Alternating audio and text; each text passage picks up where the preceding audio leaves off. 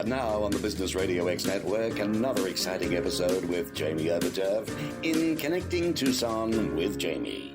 Hello and welcome to Connecting Tucson with Jamie Overturf, broadcasting from Tucson Business RadioX, situated in Stuart titled corporate offices on Broadway. Connecting Tucson is all about connecting our community, local businesses, and organizations to help our community grow and thrive. Today we have a very special guest in our studios, Kimberley Walker, president of Pima Paws for Life, an adoption guarantee shelter located right here in Tucson. Kimberley was born in Michigan and her family moved here when she was 2 years old, so she's been here for quite a while. She has a love for animals since she was a small child and has had dogs, cats, horses, birds, and several other types of reptiles. So a very vast variety of animals. Kimberly has been involved in the animal welfare in Tucson for over 36 years and has worked professionally with animals her entire life. She wanted to start Pima Paws for Life in order to save animals that were being killed for illnesses and other problems that were easily treated here in Tucson. She enjoys painting, reading, and crafts when she can find the time. I'm excited to share her unique journey with us. Welcome, Kimberly, and thank you for coming on Connecting Tucson. Thank you for having me. Absolutely. So, Kimberly, I'm going to start off with something very easy. You've always been involved with animals and advocating for animal rights throughout your life. Tell us a little bit about your life prior to Pima Paws for Life and that journey that took you there. Okay. Well, I actually started out in horses, working with horses, and we're talking, 15, 16 years old. Yes, I was already working and getting paid for that work. And then I moved. Yeah, well, yeah.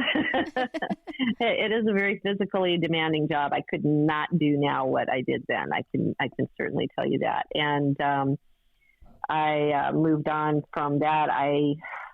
The first job that I think I really had ever was when I was hired by the Humane Society of Southern Arizona. We're talking, a lifetime ago. None of the people that were there then are there now. Right. But I was, I believe, 18 or 19 when I started there. And from then on, it's just been a forward motion. When I was no longer there, I began working at a grooming shop and learned how to groom. And I have been doing that, and I still do a little bit of that, not a lot,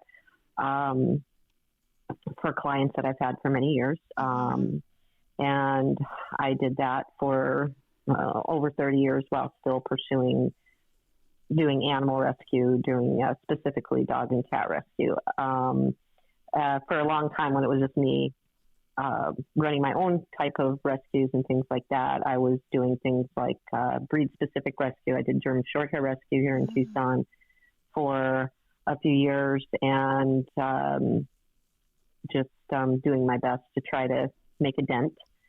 And from there, I went on. I did do a small stint, actually, in between those things at Pima Animal Care Center, and this was a long time ago. I was probably in my mid-20s, and I think it was at that point, really, that it hit home how bad things really were. Mm. And as I said, this is not a reflection on the current status of that shelter, because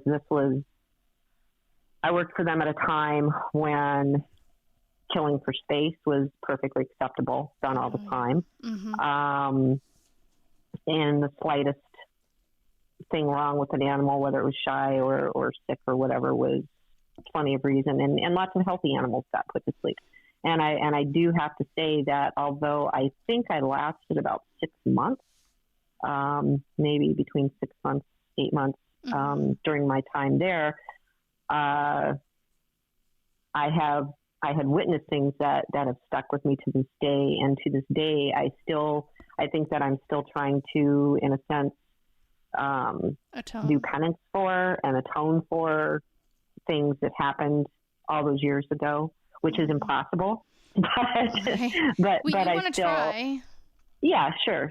So I feel that it was at that point, as I said, that my eyes were truly open to what a horrifying nightmare that was happening for a lot of the homeless animals in our community. Right. And I think that is actually a very good point. I don't think many people's eyes are actually opened to, I guess, the type of things that can go on. And I think the education of that piece is very important. And yes, I do think we've taken some steps towards the right direction.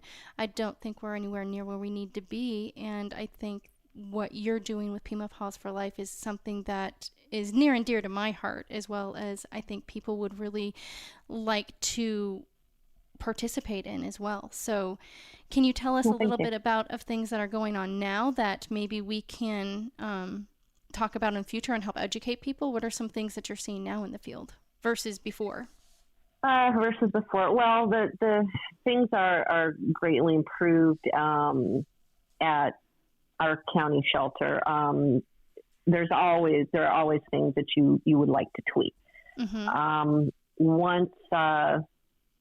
But yeah, it's not even the same planet as it was at the time that I was there, or even 6 years ago when we started Pima Paws for Life. And I would have to say that as that shelter improved, because when we first started, we were exclusively pulling from Pima Animal Care Center. Right. Because we were trying to get the animals out of there that were still being euthanized for having kennel cough or ringworm or something that's easily treatable. It was obscene. And in my estimation, that's like a human being getting a cold and saying, "Oh, well, you're done." It's not. I'm not equating them with human life, but at the same time, I'm just trying to show people that this was the level, an upper respiratory infection. This isn't a life-threatening situation for them. But once they started to improve and their numbers were better as far as their outcomes, as far as their live release rates, and in other words, the animals that were getting out of there in one piece. Right. After about a year of pulling exclusively from them, we still continue to pull from them, but we have also taken animals from outlying shelters now that are very poor. They're in areas where they either have just a really, really bad shelter situation. They don't have money. They don't have anything to run it as well as they should. And I'm even talking about those county shelters, outlying counties, right? Where they have very, very poor facilities, and they have no money for treatment. They have no money for anything. So we've pulled some animals from them. We've also pulled quite a few animals in the past 2 years, I would say, from reservations, specifically the San Carlos Reservation. We've pulled quite a few animals from the San Carlos Reservation. And the thing there is that that's an area near Globe that there is no pound, there is no nothing. And they have, I believe, if my memory serves, they have about a 75%,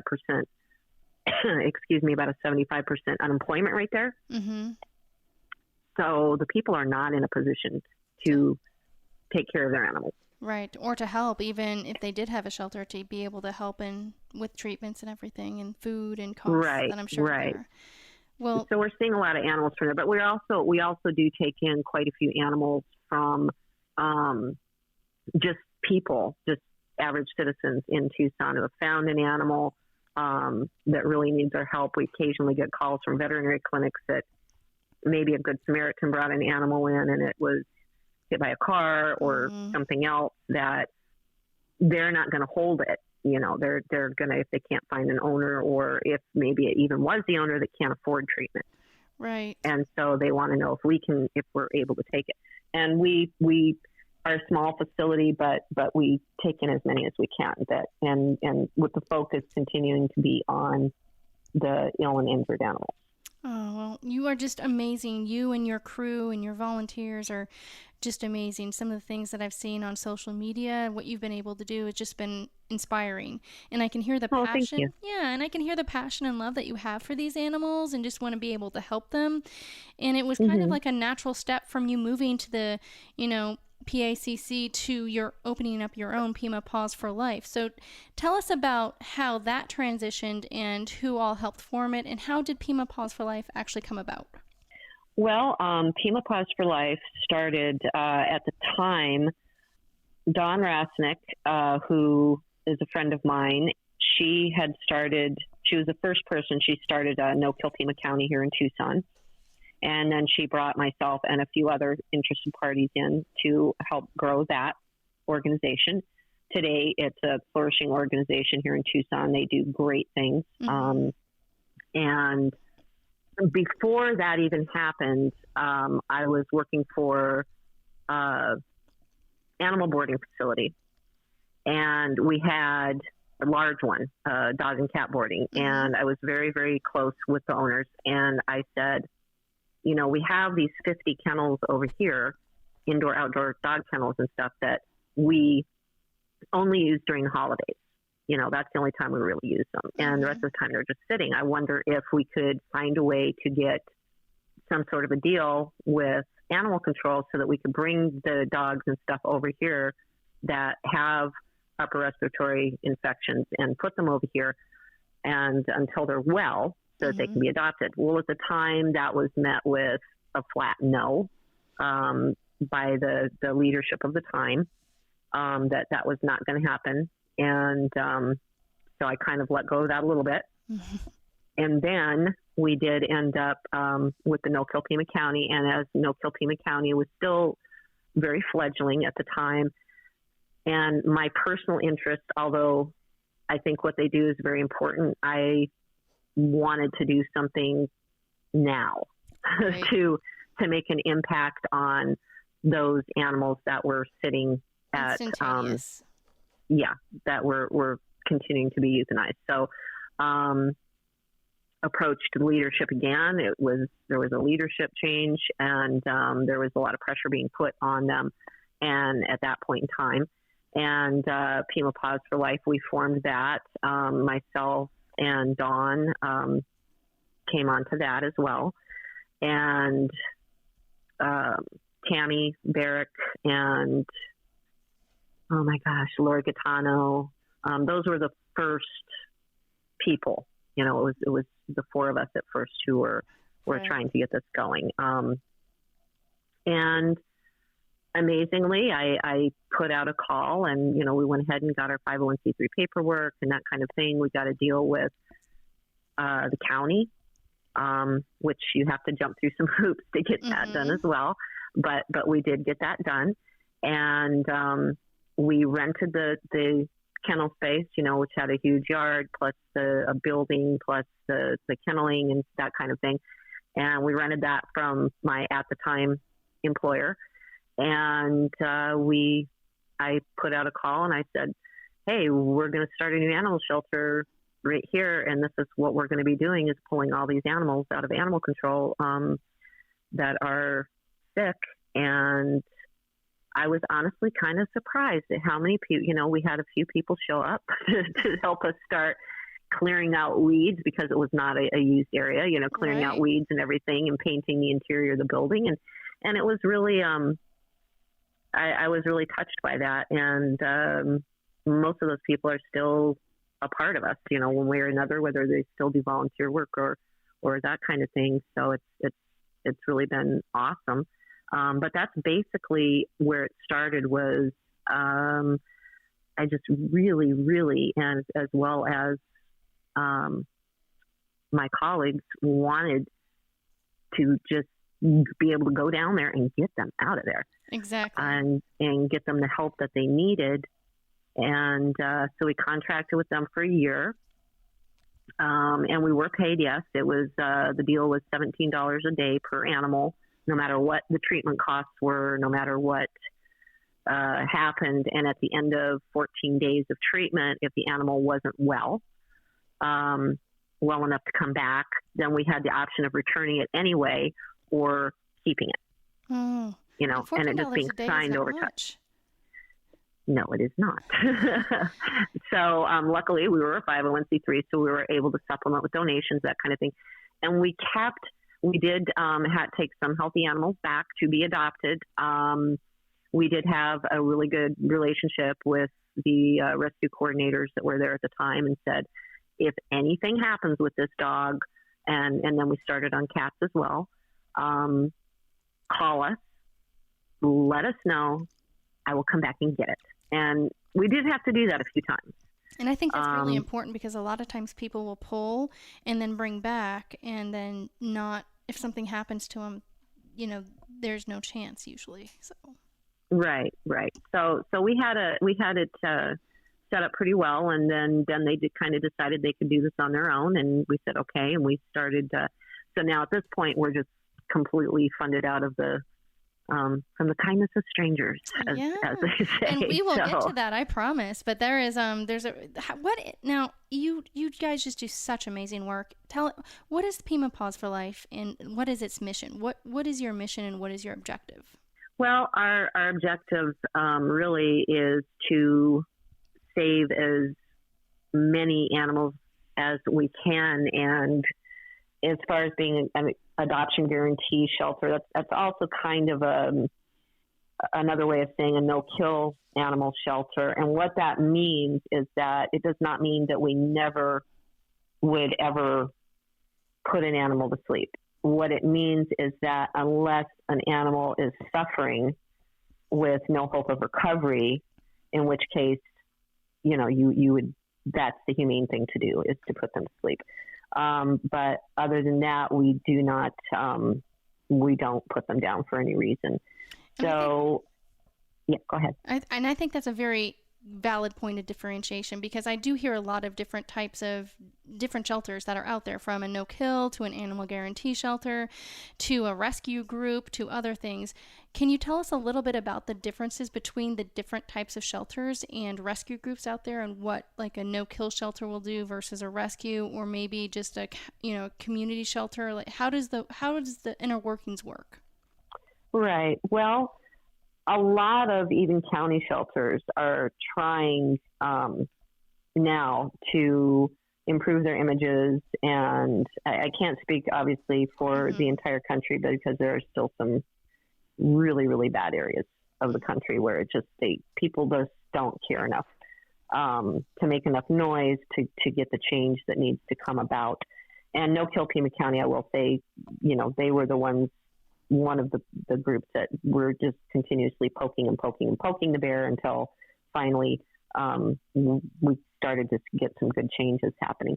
But a lot of the municipal shelters, they don't necessarily call, if they say that, the basis of saying that you're no kill, which is another way of saying adoption guarantee facility, is that you have a certain percentage of save rate, a certain rate of animals that live out of all the animals you have. Now, and my gosh, I'm going to say it's 92%, and I'm probably wrong. But I believe that's the number. I believe that's the number that they aim for. Got it. And in order to be able to say, well, hey, we've hit this save rate, which means that we can call ourselves a no-kill shelter. Okay, and what's your rate? Having said that, there is really more to it than just the numbers. Got it. And I do think that a lot of places are focusing too much on the numbers, because then what ends up happening is maybe you're pushing animals out that shouldn't necessarily be going out. Animals that are, really just need to be let go because they're suffering.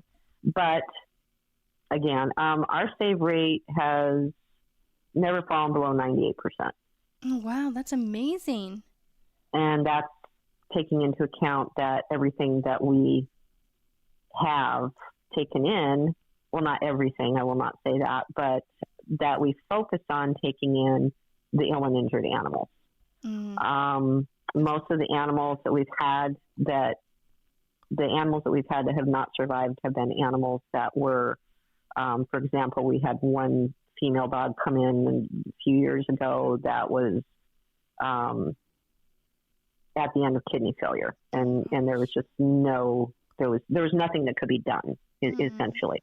And you count those, you count everything. You count the animals that maybe were born at the shelter that didn't survive. It's just basically what veterinarians refer to it as failure to thrive. Sometimes you'll have kittens or puppies that do that. It just, no matter what you do, they just don't gain weight. They don't, from the moment they're born, they just don't make it. But the point is, with being accountable and being honest, you have to attribute everything, whether it was an animal that already came in that was extremely ill and didn't have any chance of surviving and was just going to suffer, to animals that that were born there that maybe just couldn't make it. But you have to count all of them. Yeah, you do. And it's just sad, some of the stories that I've heard from Dawn and what I see on your social media. It's just heart-wrenching, some of the things that I see. It can be. And I've cried many times. We've had animals come in who we thought had a good chance of making it. And then after extensive medical tests and x-rays and things like that, found out that it wasn't going to happen. And that's devastating. And quite honestly, we take it personally. Yeah. I take it very personally. I feel that, when we take them into our organization, we have made a commitment to them. Right. And that they are going to get the best care possible, that whether it's veterinary care, getting their playtime, getting their mental exercise, and just being all around healthy, and that we're going to do our very best. And once we're committed to doing that, that's where we're at. And I don't like to lose. And every time we I think that's lose what I an like animal, best about you. You don't like to lose. You will not give up. No, I don't. I don't like to lose. I get, there's some anger there, and people said, "Well, you get angry about this." And I said, "Leave me alone. My anger is what keeps me going sometimes." Sometimes that's all you've got. You've got to dig deep, and you just got to use that and move forward and see what you can do, because there might be something that you hadn't thought of before, and then it happens. So. Oh yeah, absolutely. It's just, you have to have some energy come up from somewhere that says, no, this isn't going to happen this way. This isn't going to be the end of the story. Exactly. So how does ppfl, Pima Paws for Life, differ from other shelters or rescues? Excuse me. We're different primarily in that we are small, which means we don't take in a lot. Mm-hmm. A big part of that is simply because a lot of the animals do require a lot of extra care. And part of that is just to restraints as far as physical building capacity and that kind of thing. And we do have a few fosters, but not many. Mm-hmm. But our primary, I would say that is our primary difference from other shelters, is that our focus is on the animals that have physical problems. We do take in animals that don't, but by and large, that is our focus. Do you have people that come and surrender animals directly to you, or do you find you're pulling more from shelters? No, we actually probably have more at this point in time coming directly from the public. People call us and say, "Can you take this?" Unfortunately, a lot of times we have to say no, mm-hmm. but we, if it's possible for us to say yes, we do. But again, a lot of them are, we try very hard to say yes and make room for the ones that are in trouble, that are physically in trouble, whether they've been hit by a car or they're extremely ill or they've been physically abused in some way, that they've got to get that help as soon as possible. They've got to get that medical help. Right. So now that we're talking about that type of medical help that you're talking about, you've mentioned, what type of services and programs do you offer? Well, at this point, because of the pandemic, because of COVID, yeah. We did have a lot of volunteering going on. Unfortunately, that's kind of almost come to a complete halt. We welcome volunteers of all ages. We have had a lot of children come and volunteer. we don't have a problem with that at all, as long as the parent stays with them. And we love the fact that there are kids that want to come and volunteer, because I think it's very important for them to get that sense of what it feels like to give of yourself and do something for the community, and how that feels, because that's your pay. You know, that's how you get paid, is by feeling good about what you've accomplished just for the sake of doing something nice for somebody else or someone else or something. And we do offer animals for adoption, of course. And so we do have, and again, though, at this point in time, we're having people call us and say, hey, I want to come in and look at this dog, so that we're not having a steady stream of people coming in and out, because that's problematic. Yeah, the pandemic is really, and obviously we do take animals in from the public, so that's definitely a service. Yeah, and I was just about to ask that, because you had mentioned that you rely heavily on donations and volunteerism from the community, and with the pandemic being worldwide, I'm sure many shelters, not just yourself, are feeling some of the cutbacks that people are making. How is this really affecting Pima Paws for Life from the services and programs that you're able to move forward with? Well, we're hurting. We're definitely starting to feel it at this stage of the game. The vast majority of our volunteers are more or less staying away just for their own safety. We do have a few volunteers that have been with us for years and years, who are still coming, but they're very careful. They don't even go inside the buildings. You know, they're just like, here's the dog bag, give me another one, and doing the masks and the hand sanitizer and everything, because we want to keep everybody safe. Right. And but at this point, we can't have just a bunch of new volunteers coming in, and we definitely can't have the kids coming in and things like that.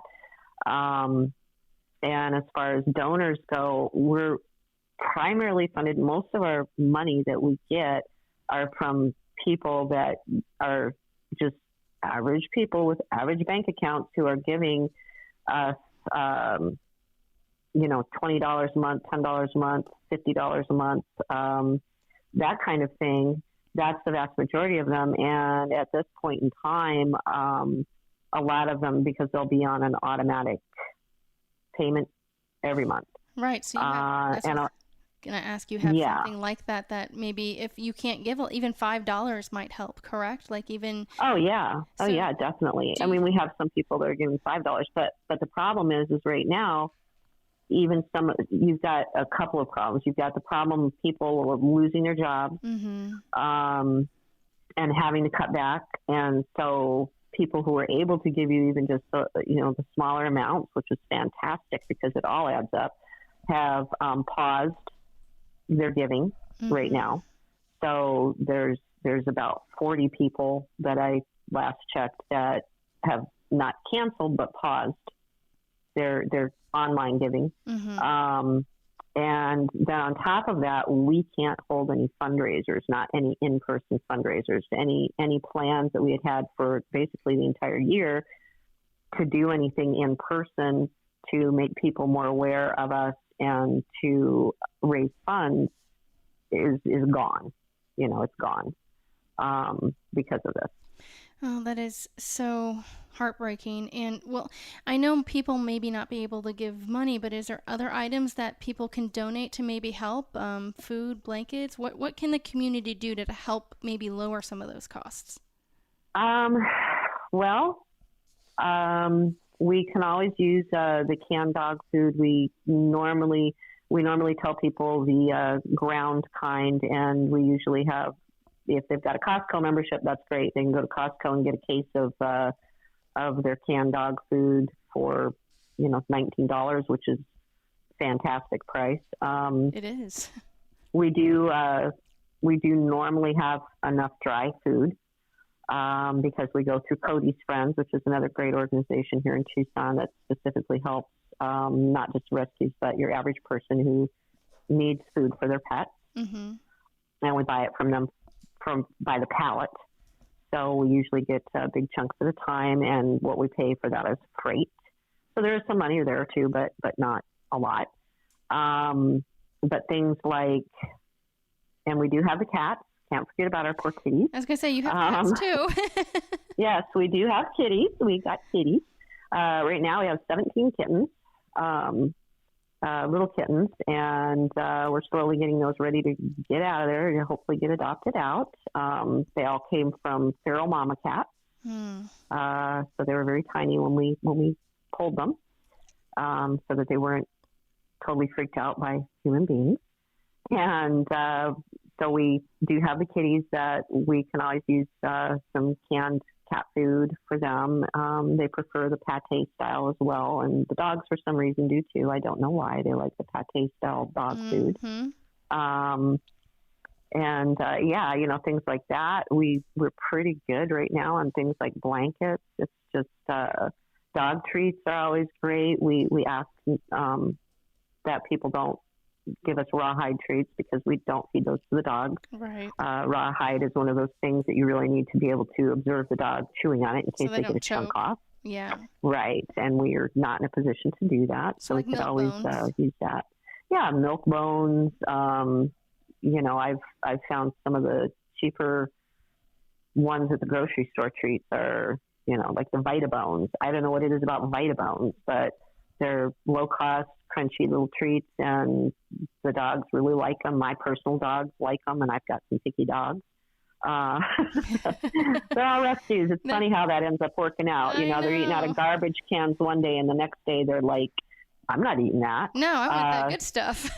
Yeah, exactly. It's like, what's that? You see their personality start to come out when you start, you know, they start knowing that they're taken care of and people are there to help them. I see, and I've seen that with rescues, and I think that's part of why I really love with what you do. Like, you see they're different on the streets than when they come into your home. Absolutely. And once they get into your home and they know, I literally have fostered a couple of them, and you know, when their first night, they sleep like 18 to 20 hours because they know they're safe. They do. And they do. It's just heartbreaking because they haven't been able to get rest. And, you know, you're crying and you're petting them and you're like, okay, you're safe, my baby. Right. It's just absolutely. One of those. Yeah. So, absolutely. And you did mention you're a 501c3. So at that point, are any of the monetary donations, they are tax deductible? Do you offer receipts? How does that work? Yes, we do offer receipts, and we try very hard to keep track of everybody's stuff coming in so that we can send out a letter. And if people write checks, of course, their check works as a receipt as well, besides the receipt that we give you. And you know, it's a tax deductible as far as the limits of whatever the IRS will, of course, allow you to deduct. But yes, we are a 501c3, so we are a tax exempt charity that you can definitely use those if you're able to itemize your donations. That's wonderful. Well, if you're just tuning in, you're listening to Connecting Tucson with Jamie, where we focus on connecting our community, local businesses, and organizations to help our community grow and thrive. As your local insurance professional for all of your insurance needs, business and personal lines, I know how important it is to make lasting connections right here in our Tucson community. You never know how a connection will create a spark or pull you in a unique direction. If you are a small business owner or involved in a community project and you would like to be featured on the show, please feel free to give me a call. All of my information is on TucsonBusinessRadioX.com, and I would just love to hear from you.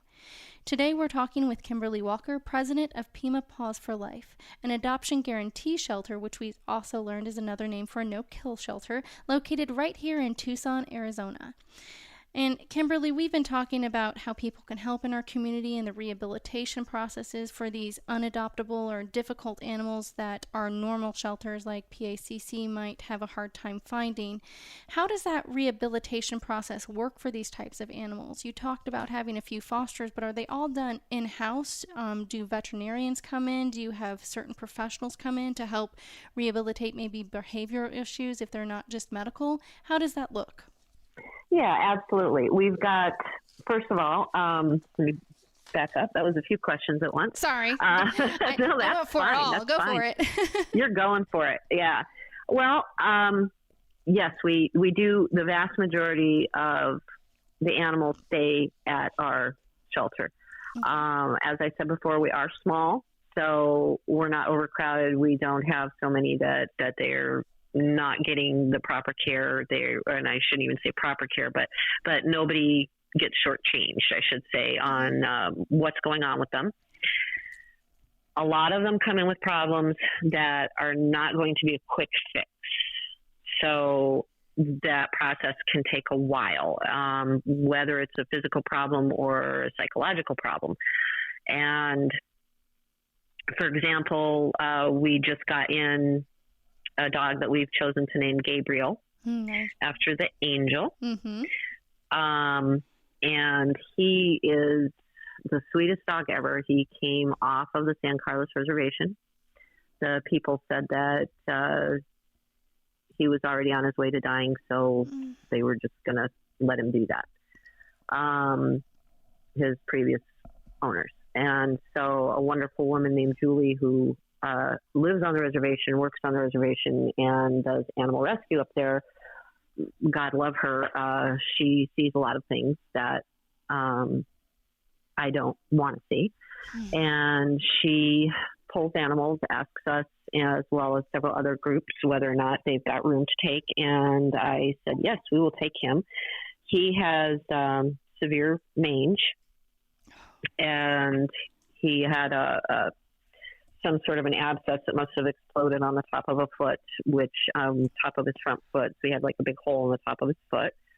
So we're treating for that. He has tick fever, which all of these things are treatable. You know, all of these things are, you know, mange medication is nowadays you can give them oral flea and tick treatment like Simparica, which is what we did for him. And that will not only get rid of the ticks and fleas, but it also actually kills mange mites. So once he said that, you know, okay, we're working on those things. And we do have a veterinarian that comes in. She comes in when we need her to, is once a week usually is how much she comes in, unless we don't need her for a week. She's always available to us. I can call her or text her anytime that I need to, and that would be Dr. Farrell, who works out of the pet doctor clinic on Orange Grove and Oracle. And I can't say enough good things about her. She's been fantastic. She's quick. She's thorough. She really knows what she's doing, and does not have a problem with coming to our shelter to help us out with the animals. That's wonderful. And give us help in between. If I call and say, we have a kitten with upper respiratory, okay, how much does it weigh? And, you know, here, we'll do this. So she's been fantastic. And we do work with Rachel at Soul Dog when we have animals come in that have psychological issues that we just don't feel comfortable with dealing with. Okay. Rachel is phenomenal with dogs that are maybe dog aggressive, or we think they might be dog aggressive. So we'll send them to her for evaluations, that kind of thing. And she can let us know if this is something that, no, it's just from being locked up, or, you know, or the dog just doesn't like other males, or whatever the case may be. Right. She's able to pinpoint. Exactly. But it's a much safer situation to have her do it with her personal pack of dogs, because they're trained. They're trained. They know not to react. If a dog reacts towards them, they don't blow it out of proportion, which is what would probably happen if we did that at the shelter to try to test these things. Exactly. So she's great for that. And we also have had Nancy McDonald come in to do massage therapy on another reservation dog that we got, who, when he was found on the reservation, he was very thin, and he must have been hit in the head because he had some little damage to his eye, and he was basically walking in a circle. He was unable to walk a straight line. He had his head tilt, and he was walking in a circle.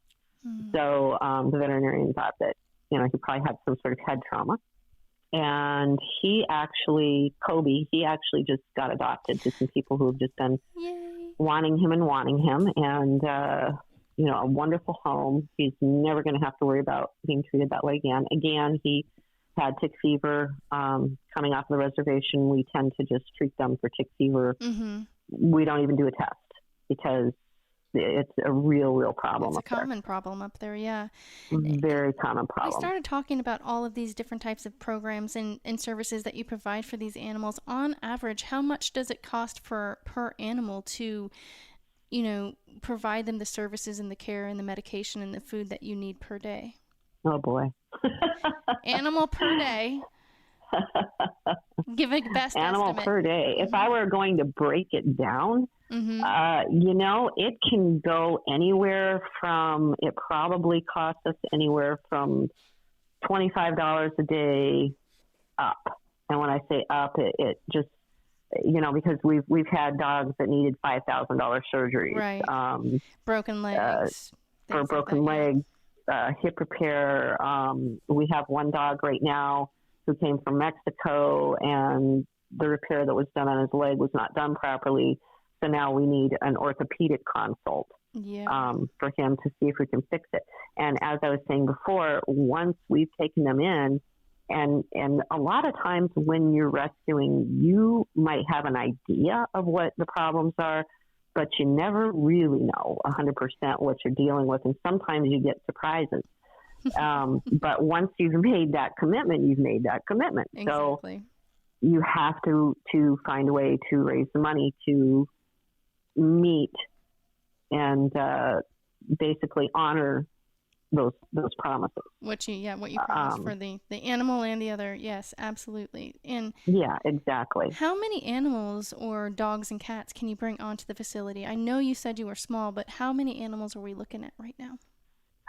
I think right now we have 20 cats, and I'm trying to mentally do a head count here of the dogs. I think there are. Yeah, I basically am. Yeah, because they all have a name with us. Exactly. We've got, let's see, 1, 2. I'm gonna say 15 dogs right now, which doesn't sound like a lot, but they are. And I mean, compared to other shelters. Right, but these are dogs that have either behavioral issues or they actually have medical issues that the other shelters just don't have time to do. Exactly. So, I mean, you're taking on the most risk is what I think.